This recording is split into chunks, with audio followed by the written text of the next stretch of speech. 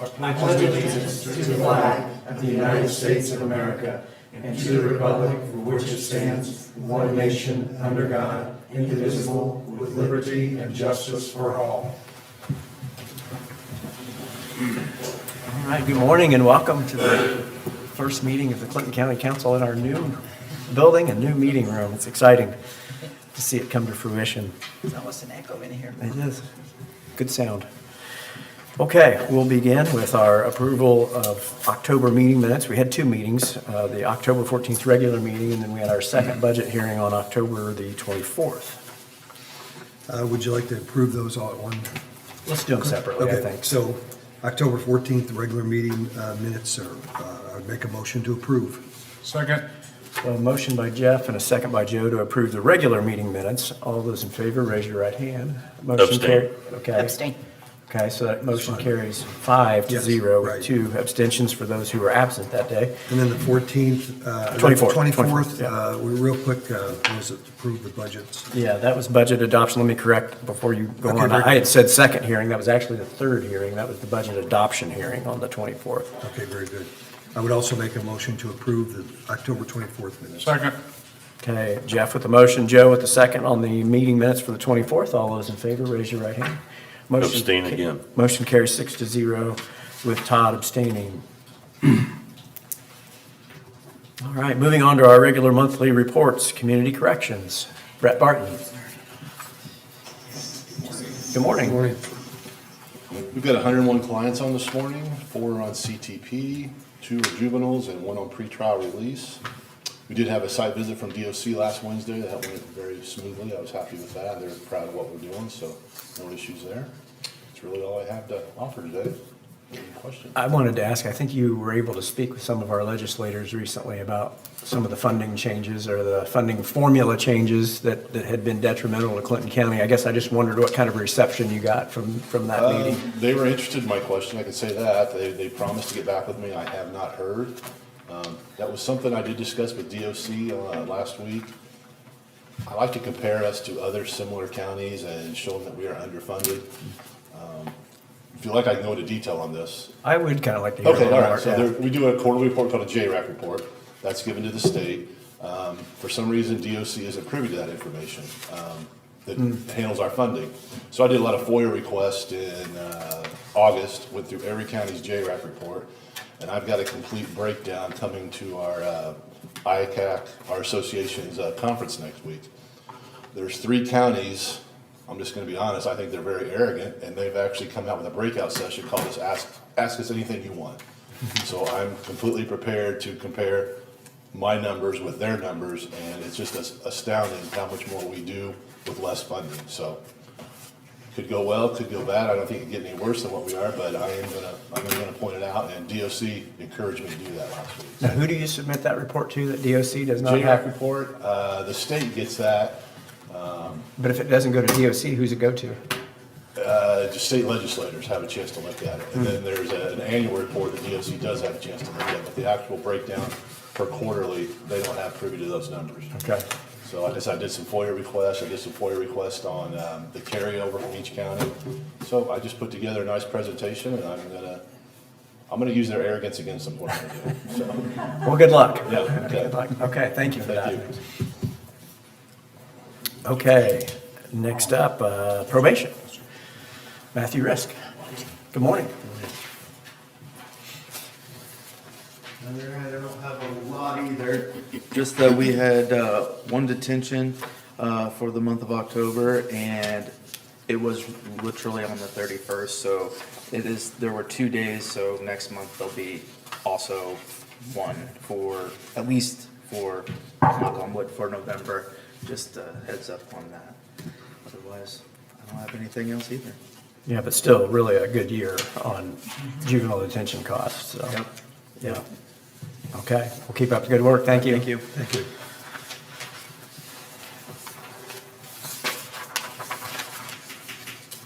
All right, that moves us on to new business. We just have a couple of kind of administrative items here too. One, we need to do a reappointment of the council appointment to the Colfax Library Board, which is currently Laura Woodard, and we've been asked to reappoint Laura to another term. And be happy to entertain a motion to do so, to So moved. complete that formality. We have a motion by Carol, second by Mike to reappoint Laura to the Colfax Library Board. All those in favor, raise your right hand. Motion carries 7-0. We will let both Colfax and Laura know.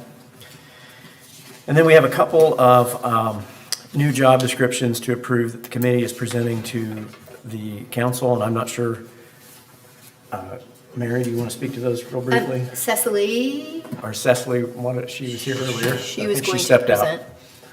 present. I can go ahead and speak to them. Yeah, I think they're fairly straightforward. They are. The first job description was for the Director of Emergency Operations, and that is due to the combination of the EMA and the emergency, Clinton County, sorry, I wasn't expecting to have to do this. So it's just combining the two jobs. The Director of Emergency Operations now combines the emergency management and 911. And then the second job description is for the property deputy. And that is, the only change there is to make this job position part-time, other than full-time. Okay, and you've had those in your packets if you've had a chance to review it. Does anybody have any questions or concerns, comments on any of that? If not, we'll move to approve, certify the work of the committee there. No, nothing? No. Okay, All at one time? sure. Motion to approve both descriptions. The slate of job descriptions. Okay, have a motion by Jeff. Do I have a second? Second. Second by Carol to approve those two positions. All those in favor, raise your right hand. That motion carries 7-0.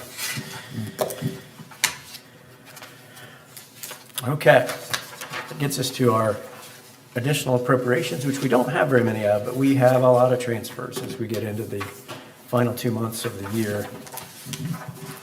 And we move money around to stay within the budget. So let's begin with the additional appropriations.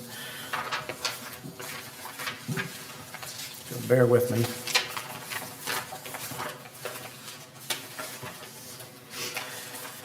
Okay, beginning with County General, Soil and Water, $354.62 for fuel.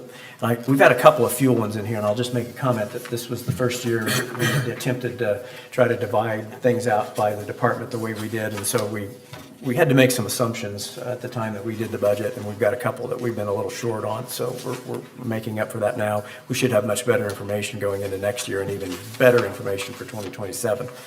So $354.62 for fuel for soil and water. Sheriff, General Fund, vehicle repairs, $313.27, a reimbursement for a repair. So for a total in County General of $667.89. EMS, again, fuel, $14,250. This is in Fund 1151. EMS in 1151, $5,000 to pay for some certification classes. So that's total for EMS of $19,250. Highway Department from MVH Restricted Fund, $500,000. We discovered that earlier in the year when we appropriated the money for the Community Crossings program, we appropriated the money that the state gave us in the grant, but we did not appropriate the local match. So this is the local match line item, $500,000 for that project. Auditor's Office, the lit correctional facility, $175,000. This is the jail lit. This is the money we talked about earlier with the sheriff on the what they referred to as the Oregon Trail computer system for the HVAC system. So we were appropriating our special distribution monies for the replacement of that system. Adult probation from Trex, $113.64. I believe we had another one. Yeah, $253.44 for a total of $367.08 from Trex. Interpreter grant, $364.40 being requested by Circuit Court to use for interpretive services. And that is the entirety of the additional appropriations for November. Any questions on any of those? We'll dive into transfers after that. None? I'd entertain a motion to approve that. Second, or first. I think I had Mary's hand before you, Joe, so I'm going to give Mary the motion and Joe the second to approve the additional appropriation. That is ordinance number 2025-20. All those in favor, raise your right hand. Motion carries 7-0. Okay, transfers.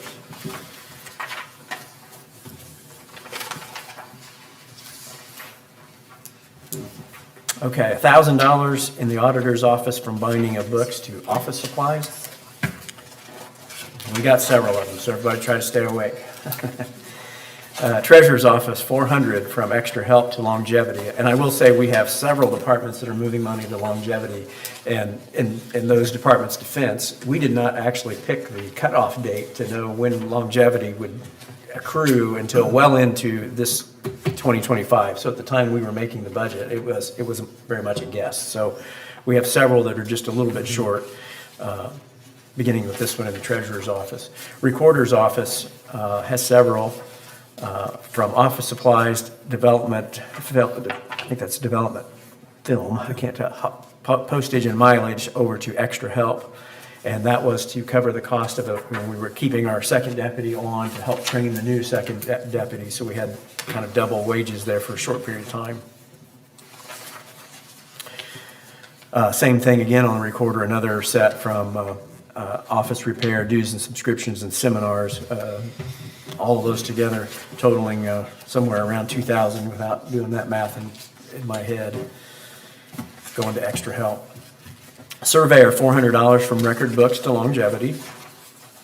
Surveyor, $150, and also $711, postage and vehicle maintenance going to office supplies.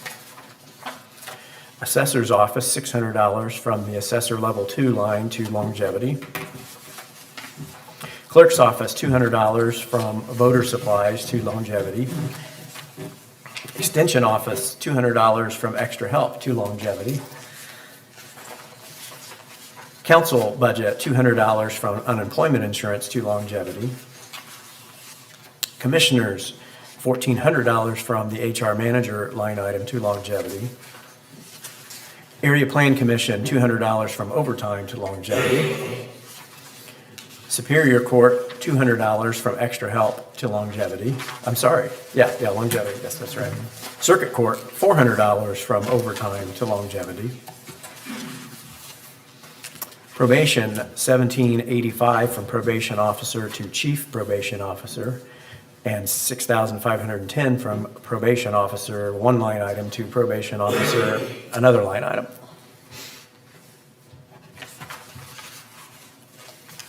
Okay, probation, $6,000 from probation officer line item to equipment. It's to cover new bulletproof vests. Community corrections, $11,000 from vehicle to longevity. EMS, $5,100 from paramedics to EMS part-time. EMS, $10,000 from paramedics to overtime. EMS, $2,000 from ambulance cot maintenance to body armor. Health Department, $8,000 from contract. That would be the contract, I think, administrator to the administrator line item. Because we've hired the interim administrator as a full-time administrator. We'd previously already submitted some of that over to the contract, but, pardon me, now that we've moved it back, we're going to move the money back. Okay. Sheriff, Fund 1170, $4,100 from court services to longevity. Central Dispatch, $600 from part-time to longevity. Reassessment, $200 from mileage to longevity. Sheriff's Office, Fund 1233, $1,100 from janitor to longevity. I assume we had money in the janitor because we had a gap in an employee spot. I believe that's right. I thought so. Yeah. Thank you. Thank you. $200 from, that's the one we just did, I'm sorry. EMS, $5,000, ambulance cot maintenance to body armor, and $6,250 from vehicle maintenance to body armor. That is Stephen's trying to keep that within his budget, but that is equipment that the commissioners have approved that purchase, and we're, rather than appropriating additional money, that we're just transferring and repositioning money to cover. $23.53 in community corrections, I believe that is, CCCC, Clinton County Community, that'd be right. Health insurance to dental and vision. Dispatch, $100 from dispatchers to the bilingual stipend. Central dispatch, $13,000 from dispatchers to service agreement. This is to cover a shortfall that we had in our mobile communications agreement. We just had the wrong number in there at budget time, so we're correcting it to the correct number. Central dispatch, $1,500 from group medical to longevity. And here we had 4 of them, I believe, that were added late, that were put on your desk this morning rather than in the packet that you received over the weekend. Clerk's office supplies, $200 office supplies to longevity. Clerk's office from the voter registration budget. Voter office supplies, $200 to registration of voter.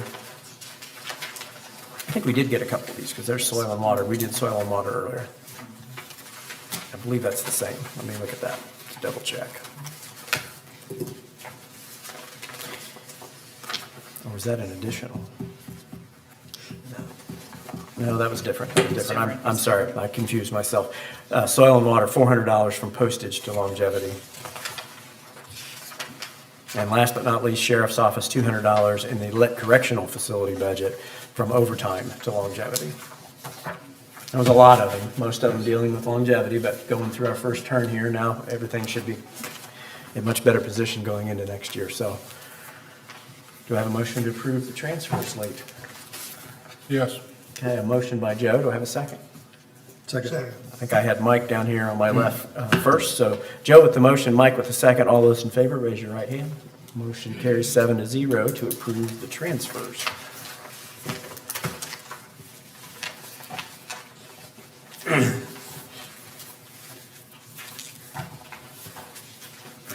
Okay, we had in our packets our monthly financial report and budget status report from the auditor. We do like to acknowledge that in the meeting minutes so that we can show they were provided when SBOA, State Board of Accounts, comes around and audits the auditor's office. So could I have a motion that we have received the financial and budget status reports for October? So moved. Motion by Carol, do I have a second? Second by Mary. All those in favor, raise your right hand. Motion carries 7-0. Okay, council reports. I don't think we have any commissioners today, so I might go through this fairly quickly. But council reports, I do want to report, and I think I'd be remiss if I didn't say anything, but we did have 5 members of the council. Council members King, Chenoweth, Dunn, Price, and Corey that attended along with our colleagues from the city and 2 commissioners. We took a trip to New Jersey to look at a data center, and it was fantastic. We learned a tremendous amount about that process, about what the buildings look like, sound like. We're able to ask a lot of questions about what would be potentially envisioned for our community, and I guess it was a really, really critical part of my due diligence of wanting to see what a potential project could look like. So I'll throw it open to anybody else. They did ask us, because papers have not been signed yet, that we still speak in generalities until such time that there are things signed, and then we will let them answer the questions to the public that they answered to us in our due diligence visit. But was very impressed, not just with the company, but with the people we met. Was very impressed with the answers we received to the community concerns that we raised. And I'm excited and really look forward to the community getting to meet this company and these people. And I hope that happens sooner rather than later. We're working on trying to get something set up. Anybody else that was on the trip care to speak to it? Well, I know in the APC meeting that I was involved with the public, a lot of facts, a lot of people talking, a lot of information being spread talked about, and we're learning more about it. And today's data center is nothing like it was referred to us, and this is state of the art. I think this kind of information, this kind of technology will just change the world, not only for data centers, but all the other things that it will touch. Yes. Thank you. Thank you, Jeff. Carol, did you? I'm just gonna say it was a very positive trip. We learned lots of things, and I too hope we get to meet the people again in our backyard to learn more. But it was very positive. I appreciated going. Anybody else? I would just encourage any of those listening to keep an open mind.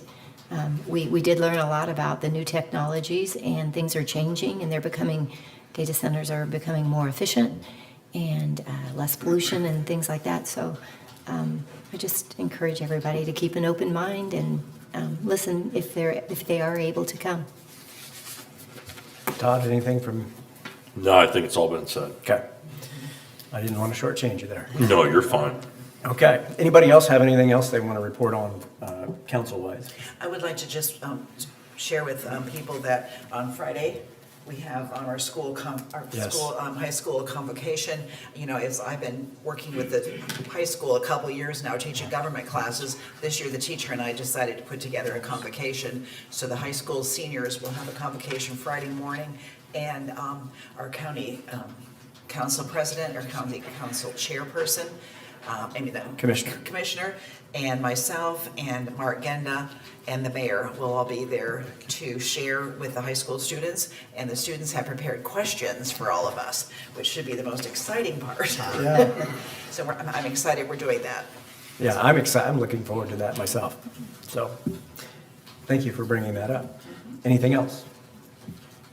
Okay, we don't have any commissioners, so we'll skip over commissioner reports. I have department heads next on my agenda. Any department head need time with the council? Okay. Health Department.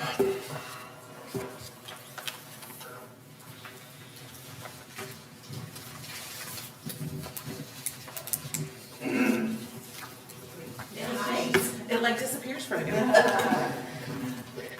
Good morning, Melissa Osler with the Health Department. For those who are listening.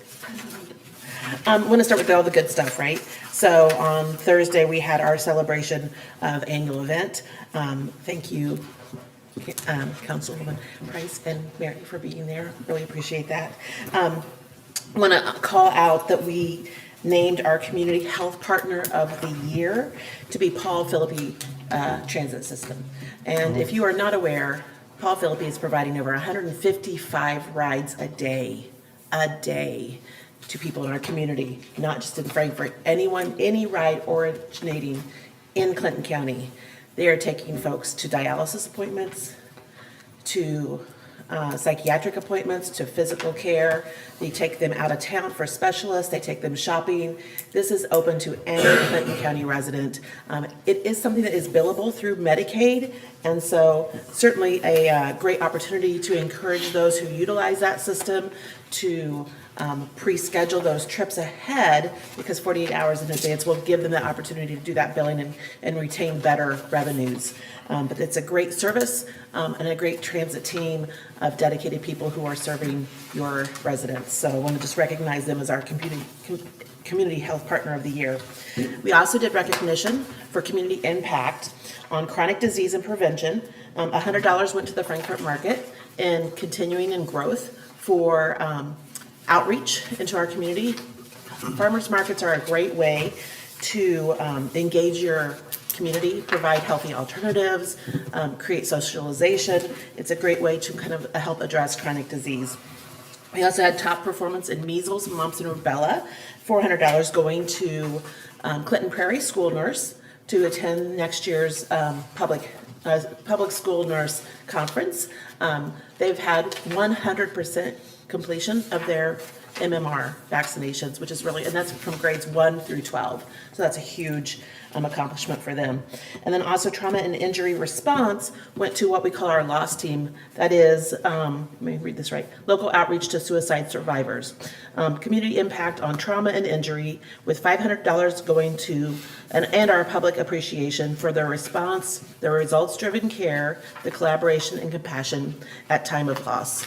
And so I just want to recognize those partners that we're working with and the results they bring back to the people of this county. So it was really a great event. The rest of this, I'll let you kind of guide me on as the newbie here. As you know, when we did our budget, we had several things that were going to be carryover or grant funded.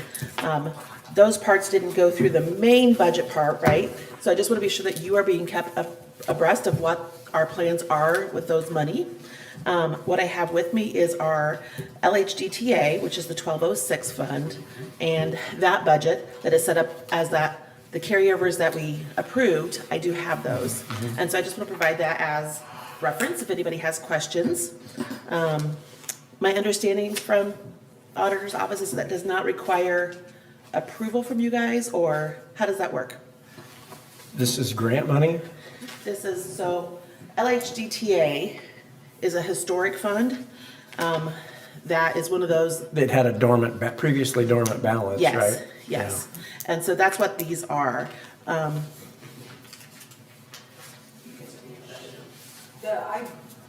Yes, Yes, yes, we do. I can't. okay. Sorry, I killed some trees then. So yeah, so the first one, the 1206 is the LHDTA. That is an old dormant fund. We will be, of that, we will be using $45,000 and $500 to fill in some of those other areas, some of the office supplies, our STI clinic, the billboards that you see around town. These were things that we could not fit into the HFI funding cuts, and so these are areas we're going to pull that from. Are there any questions on the 1206 one? I know we talked about this at budget time. Yeah. Are these, so was that not included in the Well, budget submission? I thought it was. the 1206 was not. Or maybe it was just in your spreadsheet you It was, included with the. yes, this is the stuff that I pretty much have previously, but I just want to be sure that if there's any other approvals or awarenesses that we have checked that green box, because I'm planning on going forward and turning those submissions in. Well, Brett, I would think we would still have to appropriate to be spent, would we not? And it'll have to just come in January. Yeah, yeah. Okay. With some of the others. Okay. And So I do think there's one more step on this one. carried Okay. over to us, we don't really call it carryover, Mm-hmm. because when I do a rollover of the financial system, all the cash, it just rolls over. Okay. So we don't really call it carryover, Gotcha. but same difference. Okay, so in January, do I bring this back again? Or, You won't have to. okay. We'll do it. Okay, so just so that I'll have touch base, that the explanation's been given of what that funding is for. The other two are 4905 and 4909. Those are immunization grants. Well, I take that back. Are those from a grant? Does 49 indicate a grant? Is that significant? It's been around for a long time. I'm not sure if it was originally a grant. I believe it was. I think it was. Yeah, okay. So these are funds that we kind of have in perpetuality. We receive revenues into them. We have expenses go out. This is what funds our immunization clinic. We buy our stuff. There are no salaries in these positions.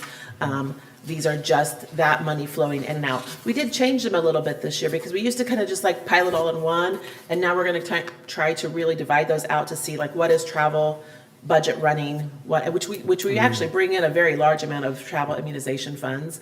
And they are funding. I just want to make sure we do that. I would love to see this be able to fund even more things in our clinic as we continue evaluating our cost, our prices, are we charging enough? We are one of the preferred counties to go to. People will travel through other counties often to come here and get their immunizations because of the ease of getting in, because of our excellent staff, and because we have great prices. So that's, not every county offers yellow fever vaccine, and we do. Okay, so, and that's one also that will flow through in January, right? We'll be good to go on that one, okay. And then the final one is the PEF grant. I did just receive on Monday our actual Attorney General signature return form of that contract. So we are now green light on 8123 grant. That is our Public Health Emergency Preparedness Fund. Those are things that we use to help respond with the EMA on different things, whether that be respiratory gear. Let's see, what else do we have in here this time? Some funding for emergency broadcast, radio signals, things like that. Repairs to equipment, our vehicle maintenance. We have a great EMA and Health Department response trailer, but that needs maintenance and some work. And so all those things are included in here. Do you guys have any questions or concerns with PEF? Are we good to go? Because we're ready to start sending in invoices. I think we've still got to do an appropriation before money can go out, am I not right? Now that's grant money.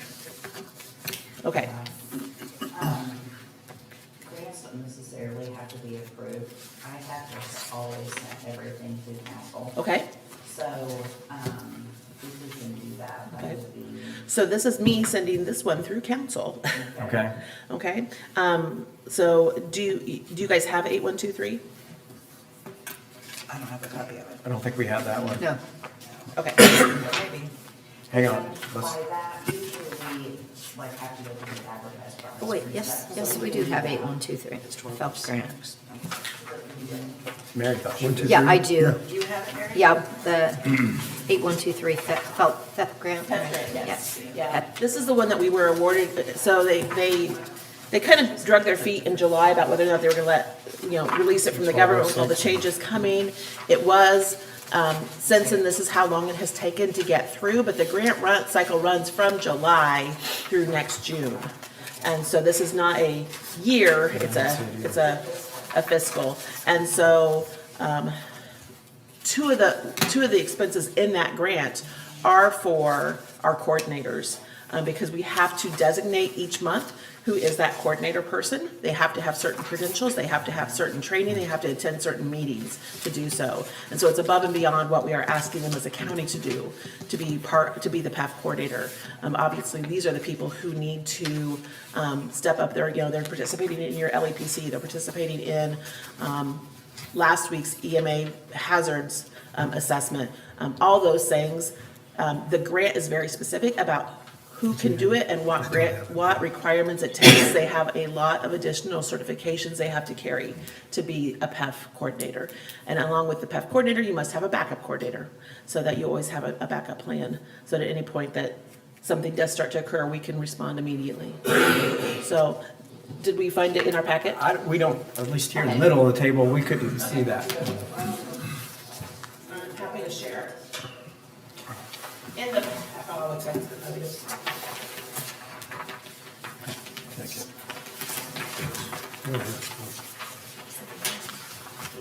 Thanks. No, we haven't.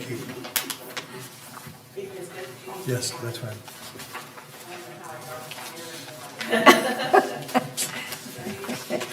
She's special. She is. So, Well, okay, there were several things to print from the health department, and it was a little, I struggled to. understandable. Thank you for digging deep on that. Okay, so the one thing that's different on this PEF grant, from what we've done in the past, you only had 2 lines on your PEF grant. You basically had a salary position where they would hire an intern and bring them in for the $20,000. I don't remember, the other one was maybe supplies, or I don't remember what the second line, but it was basically, that was all you had in your grant. The problem is we went the entire year, last year, because of the challenges of hiring and bringing somebody in, along with our own personnel issues. No PEF grant coordinator was ever hired, which meant at that time, what was $22,000 went back to the county, or went back to the state. Yeah, so to me, that was a big barrier. It was like, how do we overcome that? And why would I want to bring in another person who's an intern, who's going to come in or just temporarily, pour into a position and then disappear? What does that leave us with? And we have some great spreadsheets. We have some great totes of things that have been put together in our EMA building. It did a lot of good at the time, but how is it helping us now? And so instead, what we did was remove that personnel salary position. Those coordinators now are internal in our office. They are already people that you have hired and employed for this purpose. They have the skills. Obviously, Rodney has a long history of our public emergency preparedness and the EMA work. He is I think it's called ESFA 8. It's a certain federal level of response. He has that certification. Very few people in this county have that. And so in order to retain those people, retain the work in here, we moved that instead to more of a monthly designation. We also then, that allowed us to, by not hiring a person, move money to education, going to the conferences, covering our office supplies through this grant, our mobile clinic supplies in there, really trying to put a lot more product and retainable, tangible things in your grant so that you can say, yeah, this is what we did with that $20,000. We never know year to year what that money will be. In the past, it's been as high as $75,000, but we've seen it dwindle. It could continue to dwindle. So if I try to fund a person through a dwindling grant, that cost is going to end up costing you in the end. So that was why we restructured it. Are there questions or concerns? Brett, could we consider this approved and reviewed and then advertised and catch up in December? So I would entertain a motion that Melissa has presented to the council and that we have reviewed the PEP Fund Grant 8123. And then we'll do a more formal approval through the regular additional appropriation process Okay. for next month. But in my mind, this would give her the ability to start writing checks out of the grant. Great. Okay, great. Yeah. Could I get that motion from someone? Mary's making that motion. Do I have a second? Second by Mike. Any questions on this? I know we're seeing this for the first time, but I think it's well explained and well shown here on the budget form. So seeing and hearing none, I'll ask for a vote. All those in favor, raise your right hand. Motion carries 7-0. Thank you very much. Okay. And that is all I have. Okay. All right. Welcome aboard. Yeah, Thank you officially very- welcome aboard, Thank yes. you very much. Melissa, I just wanted, sorry. Yeah, go ahead. I just wanted to thank you at the Health Department, Healthy Communities, attending that function. It always is a reminder of how fortunate we are to have healthy communities and the Board of Health working so well together. They were very highly praised by the state of Indiana, so. Yes, it was an honor to have Pam Pontus, our deputy commissioner, who is retiring this month. And so it was a phenomenal night, is what I will say. There was a lot of amazing things. So, She was very impressed. yes. Okay, thank you very much. Other department heads.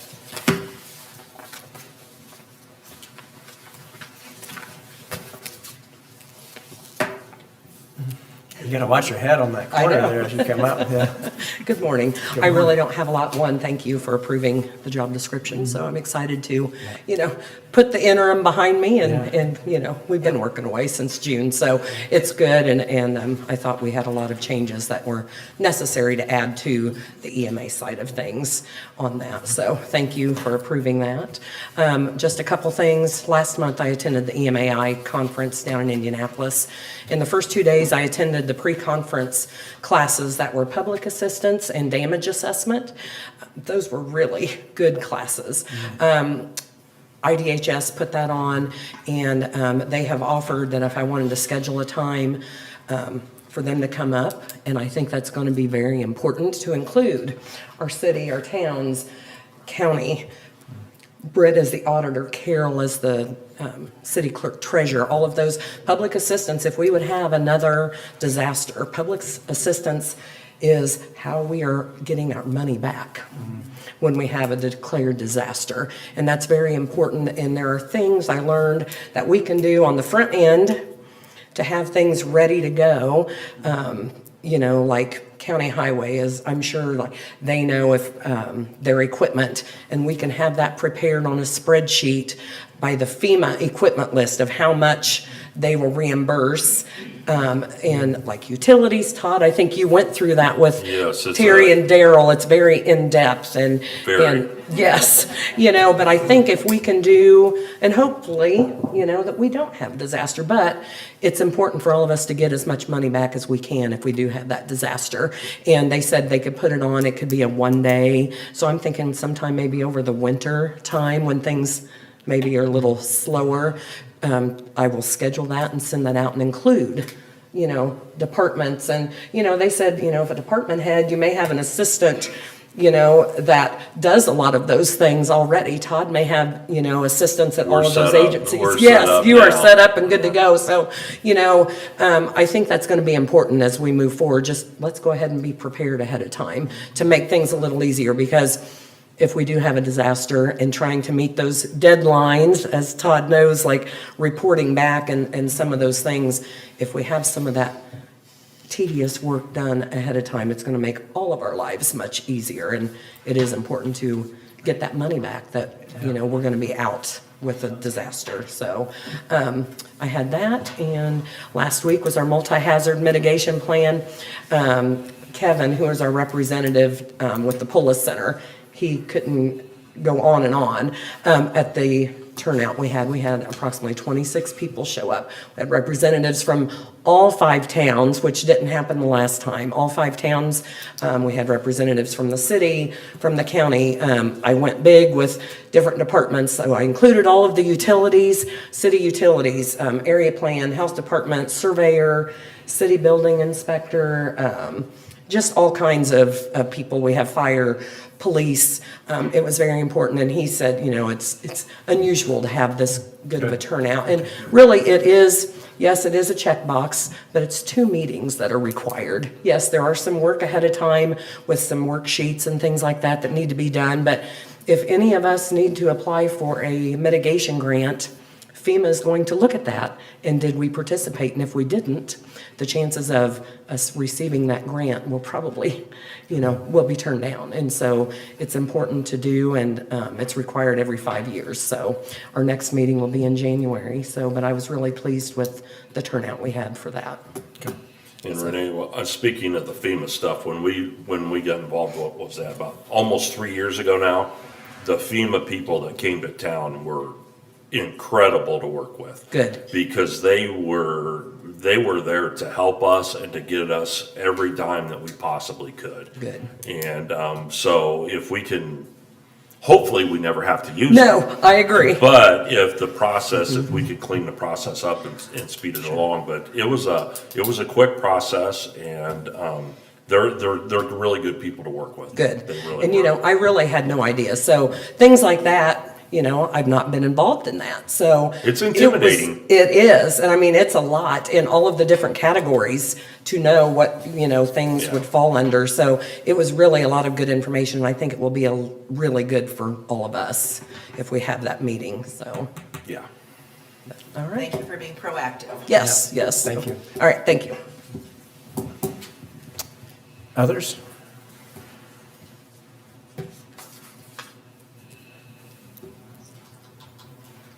Sheriff Kelly.